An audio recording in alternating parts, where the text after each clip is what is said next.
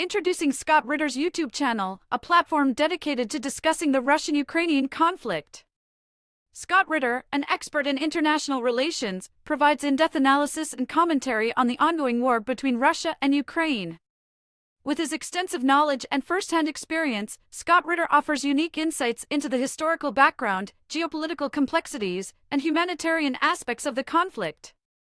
Join his channel to gain a comprehensive understanding of the crisis, including its impact on regional stability and global politics.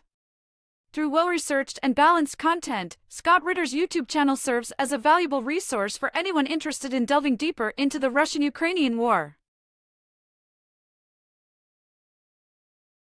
A couple of minutes ago, Scott mentioned what we have and haven't heard Vladimir Putin say. And that's a thought that occurred to my co-host on Scenes from the Evolution, the Sunday show we do here. Arkady Itkin said, well, in the larger sense, we often haven't really heard directly from Vladimir Putin, and Americans just aren't very familiar with him, and he thought we should get familiar with him. And to that end, we've scheduled Scott to join us on Sunday.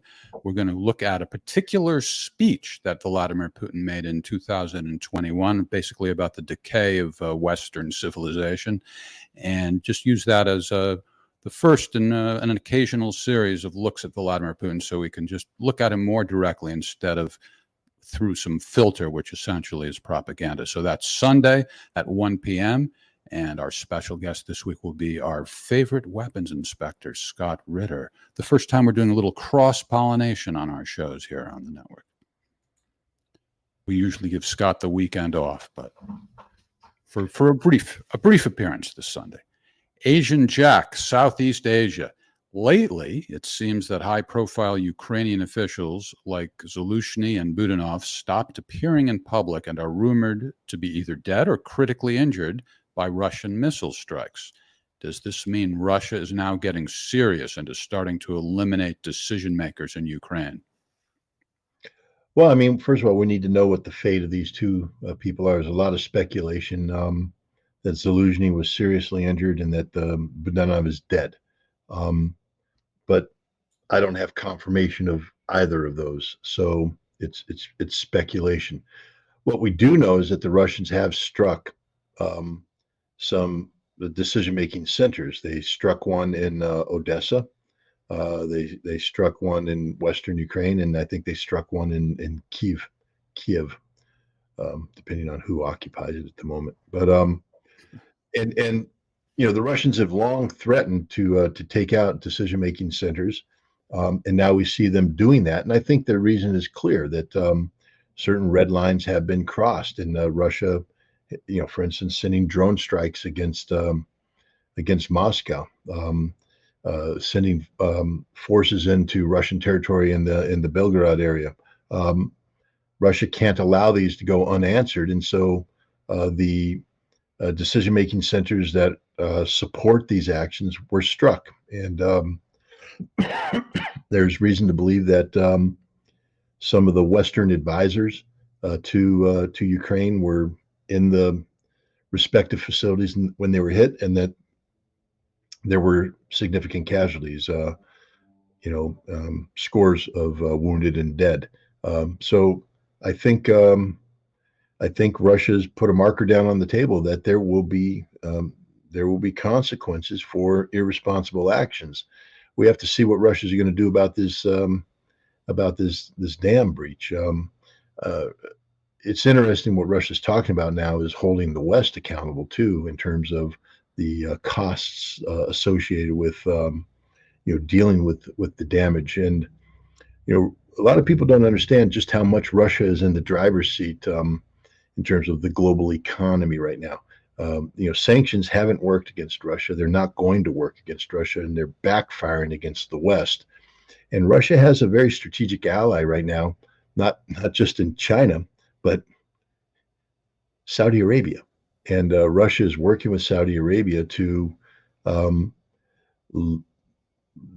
lower oil production output in order to raise oil prices, and this will have a this will have a detrimental impact to the economies of the United States, and Europe. So I think Russia's building the case for a post-war negotiation position that tells NATO that you supported Ukraine, therefore you're on the hook for the costs associated with this. And it's an interesting flip, because if you remember, the Ukrainian and NATO position all along has been, not only will Ukraine defeat Russia, recapture Crimea, do all this, but we're going to make the Russians pay for the cost of this war. No, you're not. You're going to pay for the cost of this war. All right, we go now to a message left on voicemail by Pat, who calls himself an Aussie in Moscow. I just wanted to ask about Prigozhin's recent impassioned interviews about the military operation, and how he sees that there are flaws in the overall system. He's been critical, very critical of Gerasimov and Shoigu. What are your thoughts on that? Is it credible? Is it of concern, etc., etc.? I'd love to hear your thoughts. Reach out to me if you need some of the interviews, but they are in Russian, so let me know. No, thank you very much for that. No, I've been following Prigozhin's work and his statements.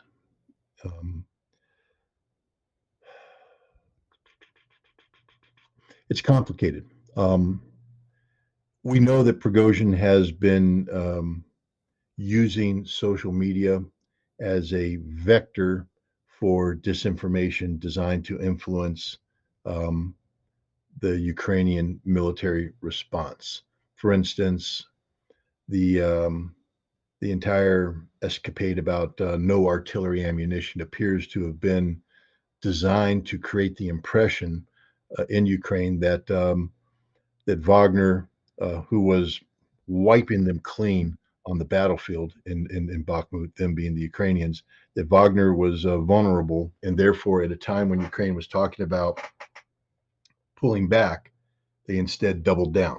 And this is one of the things that helped create the meat grinder that Bakhmut was the fact that the Ukrainians continued to pour in troops when the situation was plain and clear for everyone, beyond beyond salvation. So Prigozhin's, and we saw that, if you remember, when he there was the guy who defected, and then there was this video of the sledgehammer allegedly, blowing his brains apart, and all of a sudden he reappears, and Prigozhin says it was all a scam. This guy was able to collect a lot of valuable intelligence. So we know that there's an aspect of that there.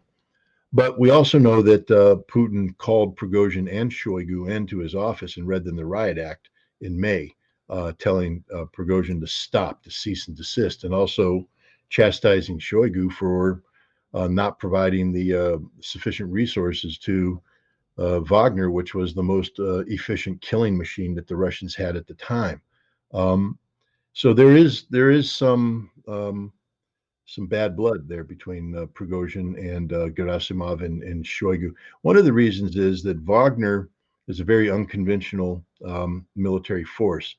I think people should know that Prigozhin is a civilian, and he's sort of a visible element of Wagner to the public. But the real power of Wagner is with the military commanders, the commanders' council, the fighters, the combatants, the military professionals. They're the ones who make strategic decisions. Nothing happens without them. And these guys have built a system, the Wagner system, I guess we can call it, which has streamlined tactical operational decision making. Wagner wins because the core element are professional soldiers, very well trained, knowledgeable of battle, well equipped. But they also win because, and we've talked about the OODA loop, the orient, observe, decide, act, get inside an enemy's decision-making cycle. Wagner has mastered the OODA loop. Wagner is inside the Ukrainians' decision-making cycle, and they're able, therefore, to come into a battle and with force structures that doctrinally would seem ludicrous. I mean, why would you attack when you're supposed to carry out an offensive with a 3-to-1 numerical advantage? Why would Wagner attack with a 1-to-3 numerical disadvantage? And then they're attacking in an urban environment, sometimes where the Ukrainians had a 4 or 5-to-1 advantage. No rational person would say, yeah, that's a good idea. Wagner did it because Wagner understood that they could act and then act again and control the tactical environment, regardless of the manpower inequities, because the Ukrainians couldn't respond. By the time the Ukrainians were responding to Wagner's initial action, Wagner was doing something else, and Wagner just basically overwhelmed them piece by piece by piece. They didn't attack on a broad front because they didn't have the manpower to do that, but they picked a sector and they went in there and they overwhelmed the Ukrainians and they slaughtered them. Did Wagner suffer casualties? Yeah, they did. And it's not about Wagner's superior training. If you take a look, when they recruited these prisoners, I think they trained them for 21 days. That's not enough to create a professional soldier, but it is enough to train people to do very specific tasks. And as long as those very specific tasks, which are repeatable, basic tactical maneuvers, etc., are done where pressure is maintained on the Ukrainians, when you have artillery and air power suppressing the Ukrainians, these people who were trained for 21 days, they don't have to know everything about war. They only have to know this very little small slice of what they're supposed to do, and then they do it over and over and over again, very aggressively, as part of a system that swamps the Ukrainians. So Wagner has done this, but the key to Wagner's success is their independence of action and basically a logistical support system that feeds this intensity of combat, but it's a very hungry intensity beyond the norm associated with the rest of the Russian military, which is more bureaucratic, more slogging. Decisions are slow, they don't react as much. And so the Russian military, compared to Wagner, is a very inefficient system, especially when on the offensive. And so there's some criticism between Wagner and the military, because there's resentment growing within the low ranks of the Russian military, where people are saying, why can't we be like Wagner? Well, because you're not Wagner. You're the Russian military, and the Russian military is a very large army that has to adapt. And adaptation takes time. And the other thing that people don't understand is that there was a period of stagnation in the Russian army. And stagnation brings a host of problems, including corruption. And when the decision was made in 2006, 2008 to radically transform the Russian military, a lot of money was allocated and went into the system with people expecting certain outcomes, but the system instead received the money, and because there wasn't sufficient follow-up, some of that money went into pockets, went this way and that way. That's why when the mobilization happened, certain military commissars did very well because they weren't corrupt. So when the soldiers fell in on the barracks, they had the uniforms, they had the equipment. These guys had a plan. They took them, they got trained, and everything worked. Other guys showed up, and there wasn't anything there because the commissars had been selling it for years. And there a lot of resentment. Now, this problem was fixed, but there's a lot that needs to happen. And I'll tell you, one of the fatal mistakes NATO has made in pushing for this war is you're allowing Russia to identify all of these problems, and they're all being fixed.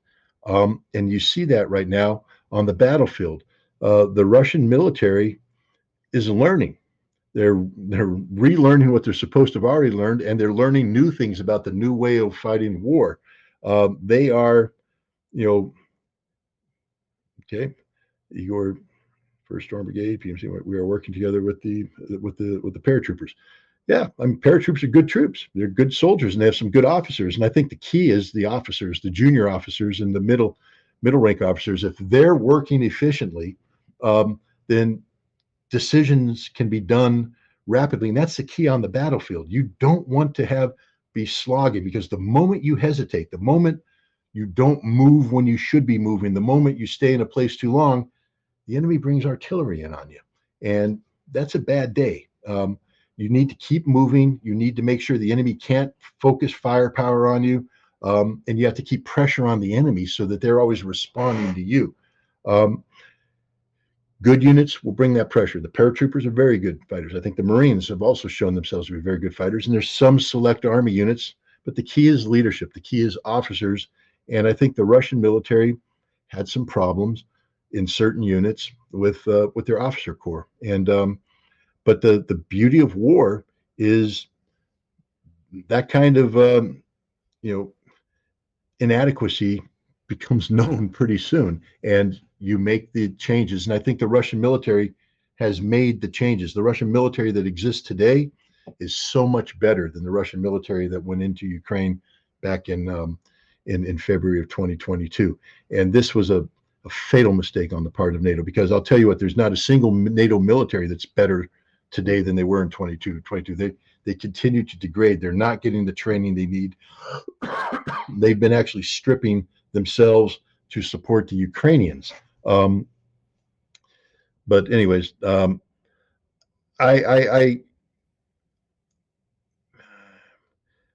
back to Prigozhin. I'm not going to be critical of the guy. Again, Wagner has performed a miracle, a military miracle, and books will be written about Wagner, movies will be made about Wagner, and they just deserve everything that comes their way. But Wagner is part of a Russian system that's in the process of adapting to wartime situations and trying to overcome some of the inadequacies that had accumulated during decades of stagnation. And so there's some the other thing about Wagner is they can't operate. Everybody's like, why doesn't he operate within the system? What system? Wagner's not part of the official Russian system. Now, that's something that's changing. You've got to make Wagner part of this, because legally speaking, you're not allowed to have private military contractors operating on Russian soil. And Wagner's not a private military contractor. I mean, I don't want to get in trouble with the Wagner guys, but they know who they are. They know what they are. They know who they work for. Private military contractors don't die for their country. All right. The willingness of Wagner soldiers to give their lives for Russia proves that they're not mercenaries, that they're not a private military contractor, that these are Russian patriots working in a military structure that's outside the norm, but it's still a Russian military structure. These guys serve Russia, they work for Russia, they fight for Russia, they die for Russia. But it's different. And I think Russia is going through an interesting period where, how do you take this high speed, efficient killing machine and make it part of a system that's not used to having such a high speed, efficient killing machine? And so there's friction. And Prigozhin's not in the military. He can't send things up the normal military way. And Shoigu probably doesn't know how to handle somebody like Prigozhin or the commander's council, the other people. But I think if you're looking for a division that can be exploited between Wagner and the military, you're looking in vain. Wagner knows who they are. Russia knows who they are. Wagner will go down in history. But Wagner's one part of a very large system that is the Russian army. And I'll tell you what, even Prigozhin, if you listen to him now, he's saying what the Russian soldiers are doing on the defense is great. He's singing their praises, because and the boys that are in the front lines right now holding off the Ukrainian offensive, they're not Wagner. They're boys. I don't understand it. We start hearing a lot of news about Wagner fighters now. Doesn't look good. I don't understand what that means. But anyways, I should probably ignore comments like that. Okay, next. Anna Yurpilova from Moscow. The water of the Kakhovsky Reservoir. See, there's another, not just a pronunciation that's different, a different spelling. But I looked it up. That is one way to spell it. Washed away the fortifications of the Russian army on the left bank of the Dnieper. When the water level drops, can the Ukrainian troops use this to advance through this territory using the cover of their artillery from the high right bank? How effective can an offensive from this side be? There will be no Ukrainian offensive worthy of the name on this part. First of all, when the water level drops, I mean, it'll drop from the initial surge, but it'll still be greater than the water level that existed prior to the dam being burst. The areas where the water level drops will be soggy. There's no bridges, so the Ukrainians will have to come in with boats. It's very difficult to do that kind of that kind of operation. So, I'm not right now. Nothing's happening, and if you know anything about the Russians, the fact that Anya is asking that question means that there's some Russian officers saying the same thing. We just lost the minefield, boss. What do we do? And the answer is back up and put down a new minefield. Some of our trenches were swamped with water. What do we do? Back up, dig some new trenches. And that's what they're going to do. They're going to build they have generals now who are very, very competent, and they understand what doctrine is. And if any lesson can be learned here, it's the lesson of what's happening right now on the battlefield where the Ukrainians are pressing the attack. It's that the Russians, when they defend doctrinally with adequate resources to the task, are unbeatable. And so, since you know that, why would you not seek to have doctrinal defenses put in or rebuilt in the Kherson region? I just think that that's what the Russians are going to be doing. Is it complicating them? Yeah, but also the other thing is, one of the speculations about why the Ukrainians blew the dam is so that they could make it impossible for the Russians to come over that water barrier, so the Ukrainians could thin out their forces there and bring them in support of the offensive operation. It's one thing to be able to draw lines on a map and say, oh, we can now do this, that, and the other thing, but you have to have the forces that are capable of doing that. And I think the Ukrainians don't have reserves sufficient to the task of launching and sustaining a major amphibious operation across the Dnieper River. If you study World War II, the Soviets didn't do that. The Soviets, when they counterattacked, rather than going across the Dnieper there, they went up where the Russians are coming in now, and then they pivoted south and they moved down the left bank of the river. And that's probably what's going to happen in the future.